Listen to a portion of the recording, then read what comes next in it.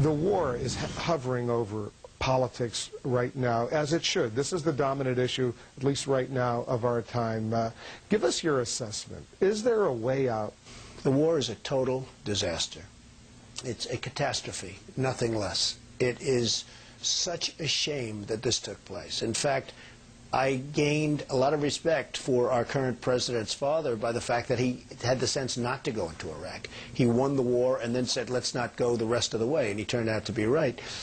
And Saddam Hussein, whether they like him or didn't like him, he hated terrorists. He'd shoot and kill terrorists. When terrorists came into this country, which he did control and he did dominate, he would kill terrorists. Now it's a breeding ground for terrorists. So, look, the war is a total catastrophe. Who do you blame? And they have a civil war going on. Who do you blame?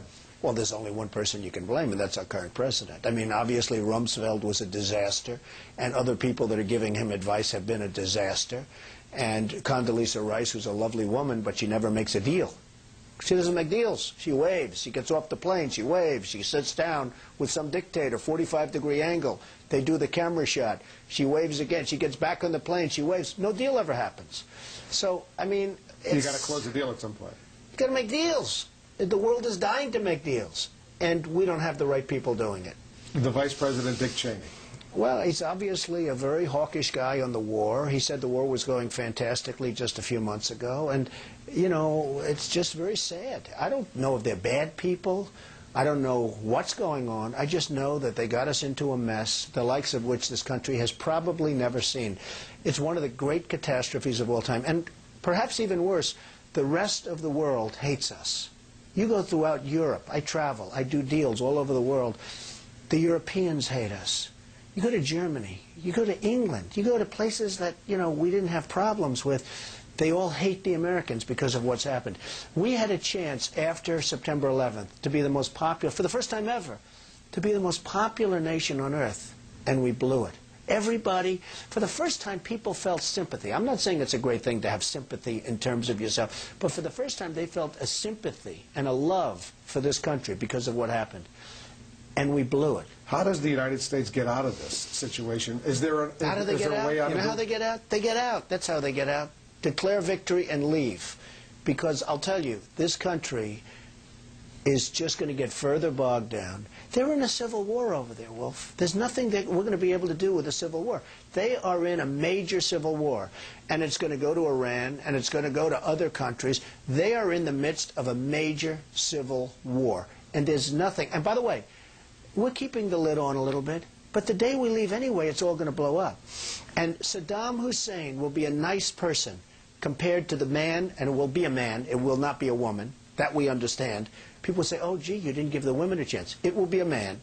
Compared to the person that takes over for Saddam Hussein, he will be considered a nice person. This guy will be the meanest, the worst guy, and he'll have one thing. He will hate America, and he'll use that to flame. So, I mean, this is a total catastrophe, and you might as well get out now because you're just wasting time. And lives. You know, nobody talks about the soldiers that are coming back with no arms and no legs. And I saw at Mar-a-Lago on Mondays, I make Mar-a-Lago my club that you know about. In Palm Beach. I make that twice now. On a Monday, I let returning Iraqi injured soldiers come to the premises. The most beautiful people I've ever seen. But they're missing arms and legs. They're with their wives. Sometimes they're with their girlfriends. And the tears are coming down the faces of these people.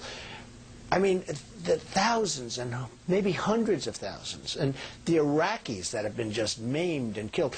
This war is a horrible thing. Now, President Bush says he's religious, and yet 400,000 people, the way I count it, have died, and probably millions have been badly maimed and injured. What's going on? What's going on?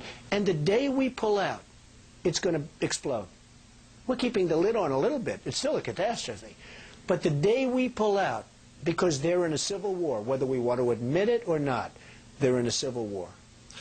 What do you think of some of these scandals that are unfolding in Washington right now? As we speak, the Attorney General is under fire, Alberto Gonzales. What do you make of this as an executive trying to watch an administration? Look, everything in Washington has been a lie. Weapons of mass destruction was a total lie. It was a way of attacking Iraq, which he thought was going to be easy, and it turned out to be the exact opposite of easy. He reads 60 books a year. He reads a book a week. Do you think the president reads a book a week? I don't think so. He doesn't watch television. Now, one thing I know is that when I'm on television, I watch, or I try. Because you do. Your own ego says, you know, let's watch, let's see, whether it's good or bad, you want to watch, right? He doesn't watch television. So he's on television being interviewed by you or somebody else. He doesn't watch. Does anybody really believe that? Now they're doing this whole scandal with the U.S. attorneys. Now they're finding emails, and it's proven to be a lie. Everything's a lie. It's all a big lie. So what's going to happen? Well, it depends. If the Democrats get their act together, they're going to have a big victory in a couple of years, and it's going to be interesting to see what happens with this whole thing with the Attorney General. It's a very sad situation. What's next for Donald Trump? Well, I just want to keep doing what I'm doing. I'm having a great time. I'm building all over the world. I'm having a really great time, and it's been a lot of fun, and it's always fun to be interviewed by you. Thanks for doing it. Thank you.